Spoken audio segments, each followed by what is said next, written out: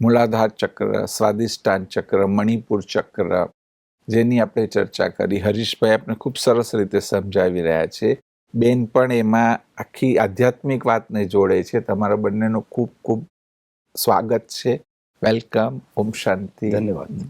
કે હવે આના પછી હરીશભાઈને પૂછવા માંગીશ કે બે કયું ચક્ર છે અને એનું મહત્વ શું છે, એનો બીજ મંત્ર શું છે? સ્ત્રી પુરુષ એકબીજાને પ્રેમ કરતા હોય, ચાહે માં પોતાના દીકરાને પ્રેમ કરતી હોય, પણ દરેક પ્રસંગમાં બોલાય છે એવું કે હું હૃદયથી ચાહું છું. અચ્છા. તો હૃદય સંબંધિત ચક્ર છે અને નાભીથી લગભગ 5 આંગળ દૂર એ છે. હૃદયની બરાબર પાછળ છે, સ્પાઇન પર, અને એનો સ્પંદન એરિયા પણ ઘણો મોટો છે.